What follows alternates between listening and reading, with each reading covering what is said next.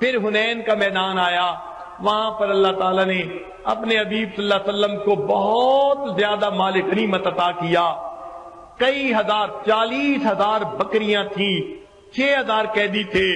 اللہ کی شان دیکھیے، ان قیدیوں میں نبی علیہ السلام کی بہن شیمہ بھی آئی۔ چنانچہ نبی علیہ السلام تشریف فرما ہے، ایک صحابی آتے ہیں، آ کر کہتے ہیں کہ اے اللہ کے حبیب صلی اللہ علیہ وسلم، ایک عورت ہے، وہ کہتی ہے کہ میں آپ کے صاحب کی بہن ہوں، ان سے ملنا چاہتی ہوں۔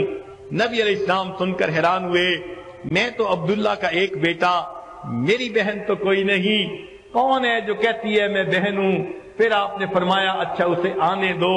شیمہ اس وقت بہت عمر رسیدہ ہو چکی تھی، وہ آئیں اور کہنے لگی کہ دیکھیں میں آپ کی دودھ شریک بہن ہوں، آپ کی پرورش حلیمہ سعدیہ نے کی، اور میں آپ کو گود میں لے کے اس وقت لوری دیا کرتی تھی، ربنا ابقی لنا محمدا، اللہ میرے محمد کو، ہمارے محمد کو سلامت رکھنا، باقی رکھنا۔ میں تو لوریاں دیا کرتی تھی۔ پھر علیمہ نے دکھائی کہ دیکھو فلاں جگہ کے اوپر جب آپ کے نئے نئے دانت آئے تھے آپ نے کاٹا بھی تھا اور میرے نشان پڑ گیا تھا۔